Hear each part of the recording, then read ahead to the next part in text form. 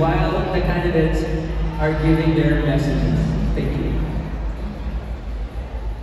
Masanting ka, Pampanga. It's a reminder of the beauty that lives in our people, culture, and traditions. To me, it represents kindness, resilience, and creativity of Pampangans. As Mr. Pampanga, I would like to represent its beauty by sharing our stories, celebrating our continued legacy, and promoting values that define us. Mr. Pampanga is not just a simple name, because it is a promise to our community to keep its beauty shining. Because tonight, this is our story. Masanting ka, Pampanga!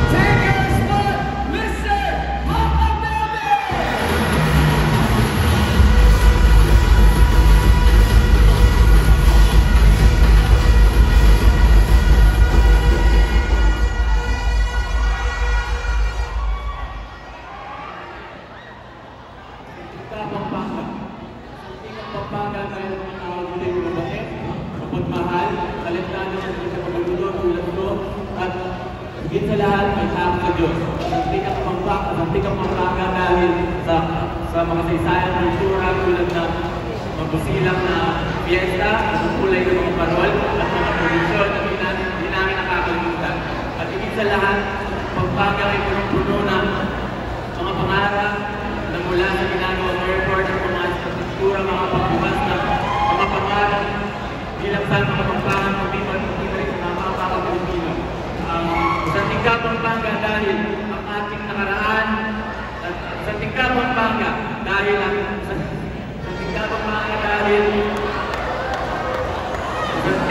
nakaraan, santing ang ating nasuluyan, santing ang ating kinabukasan. Salamat po.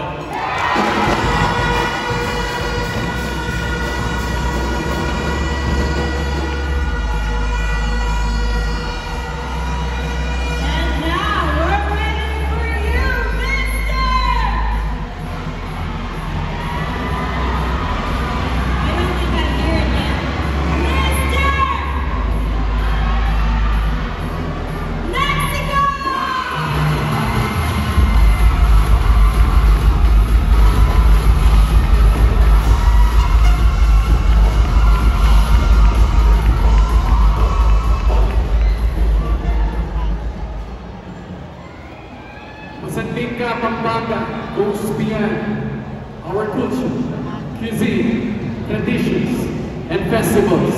The true beauty of Pampanga lies within its people. Our kindness, hospitality, resilience.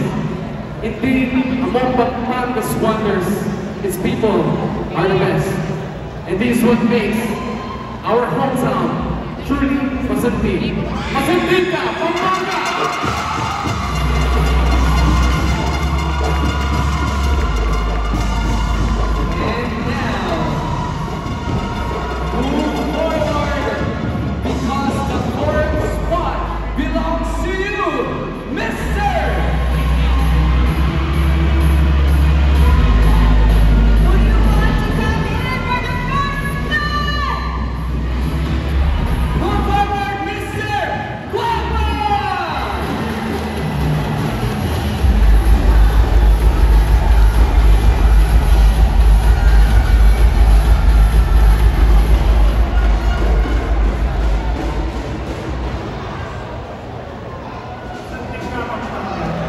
Through the years, Pampanga has been politically known to excel in various fields.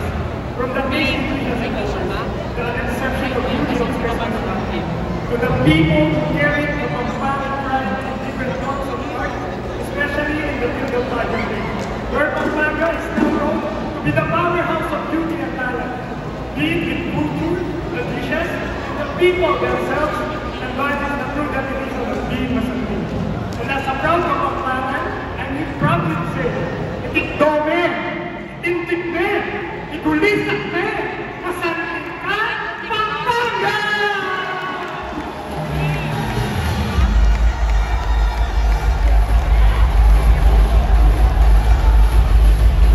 You are part of the top 11! Mister!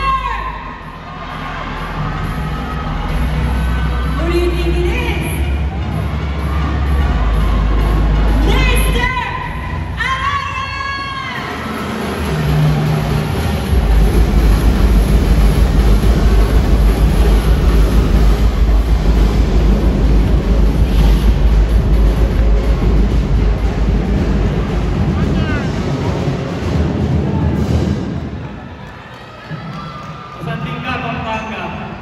Pampanga is one of the most progressive provinces here in the Philippines nowadays.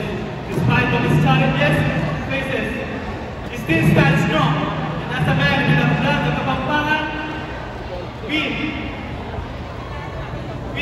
Kapampangan are known as a hospitable, generous, and kind and religious. That's why people love us.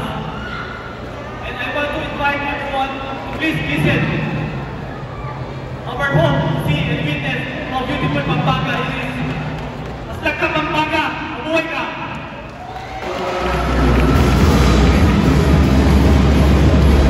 The sixth spot belongs to you, Mr.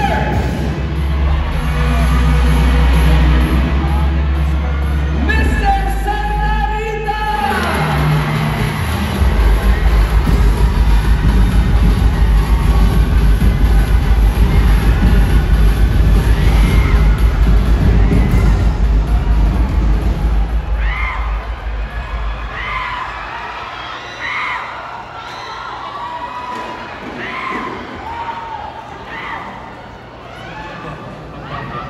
Naniniwala po ako ng tunay na kahulugan ng Masantig ka, Pampanga kapag nakakapagbigay ka ng saya sa mga tao ng paligid mo. Bibigay ka ng blessing sa mga kapatid. Meron mo paggalang at respeto at pagmamahal sa iyong magulang. Tulad mo po, ako pa nagkikita po ako ng para sa kanila. Pero hindi ko po kinakayaya. Kasi yun po yung bagay na tutulong sa akin upang matutusan ko po yung pag-aaral ko. At hindi maging tumigat sa akin mga magulang. Dahil ito po tunay na kahulugan ng Masantig ka, Pampanga. Di lang po mas nagwapo ang paglabas ng kalangan, kundi gwapo din po ang kalooban. At para makita mo po ng mga kabataan at susunod pang henerasyon, ano ang tunay na dapat na kahulugan ng Masantig ka, Pampanga. Ako po si Christian Paul Rivera, isang pinakamagandang halimbawa kung ba't Masantig ka, Pampanga.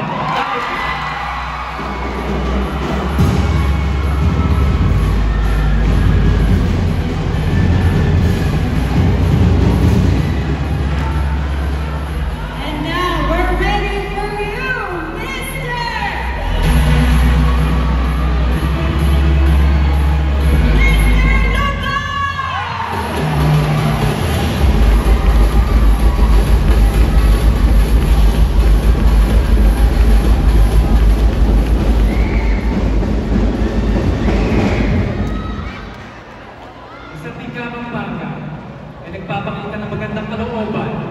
pagmamahal ng mga Pampanga sa mga matatanda. Naalala ko nung bumisita ako sa isang bayan po na kausap kong isang lolo. Sabi niya sa akin ang kanyang kanisa. Iniiwan na siya ng kanyang pamilya. Napakasakit isipin ang kanyang kanisa. Kaya tinatapos sa akin puso na kailanman ay hindi ko bababaan makikipal sa buhay. Masanting ka, Pampanga, lalo na kung tayo magiging boses ng mga matatandang iniwan sa bayan po na. Let us be the voice for the last, the least. Thank you.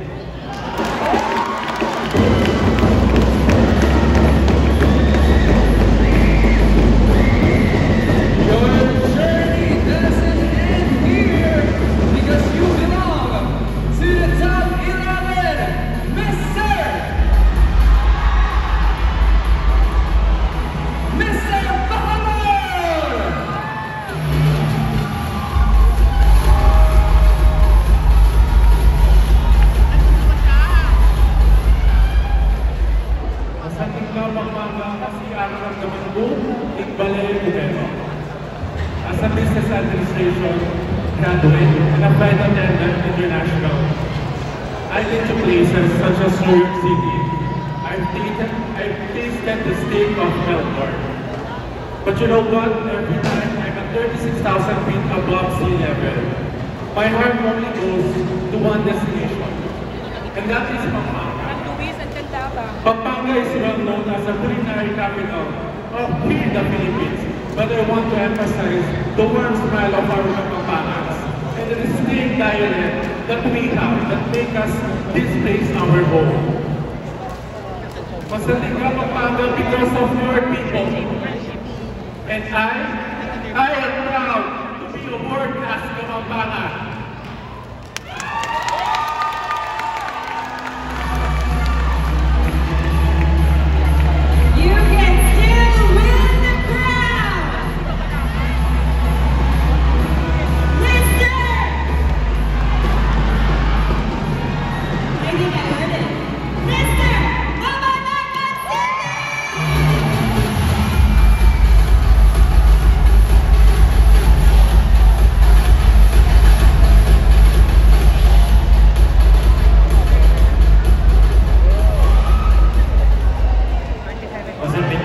Pampanga.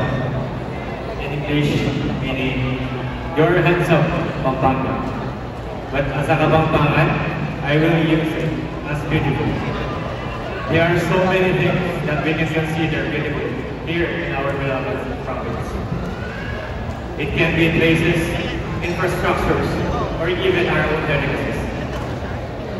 But because of the beautiful people who continue to strive for greatness, to become well-known not just here in Pampanga, but also in our country. Those are the things I can say that make Pampanga beautiful. And that is the reason I can say I am proud to become a Kapampangan. Kapampangan po, at Maragal po.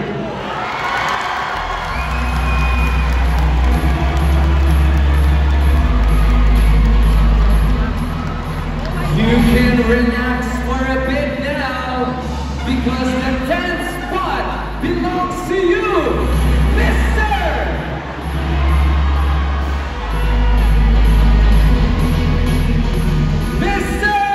Masantol!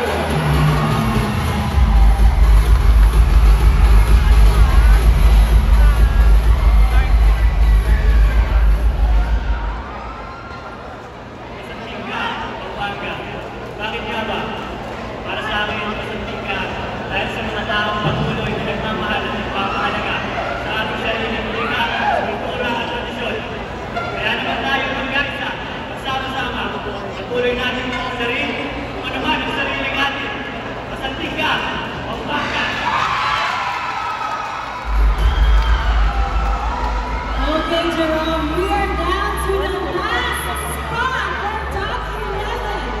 But our top 11 lister also happens to be the People's Choice Award. Oh, when you say People's Choice Award, ibig sabihin ba yun siya yung may pinakamalakas na supporters tonight? Yes, siya ang pinakamalaki family, friends, and supporters. That's why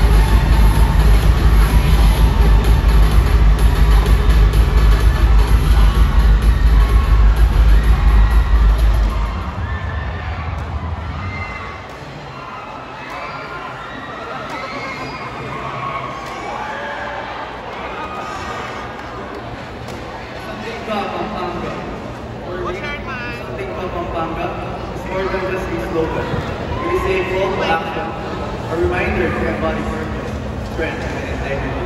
As a Kapampangan man, my course will live up to the ideals of greatness, not just in words but also in action.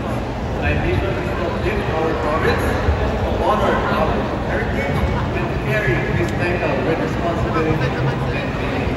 Through my advocacy for health and wellness, I aim to inspire and empower other people to live better lives. Because for me, being Muslim is not just about my appearance, but it is about my character, service, and impact on other people. Proving that something about Pampanga is not just who we are, but it is who we aspire to be. Good evening and thank you. There we go, ladies and gentlemen, our People's Choice Awardee, Mr. Analyst C. And once again, Jerome, you are successfully making to the top 11. Thank you all so much. You did a wonderful job, and this is truly just the beginning for you. Let's give a big round of applause.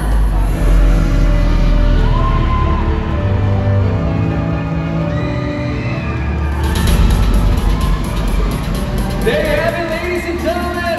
A big round of applause to our top 11!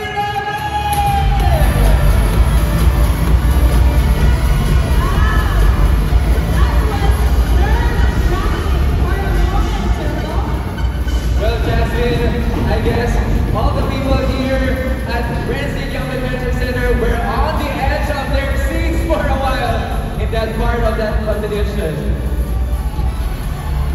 And what will happen next?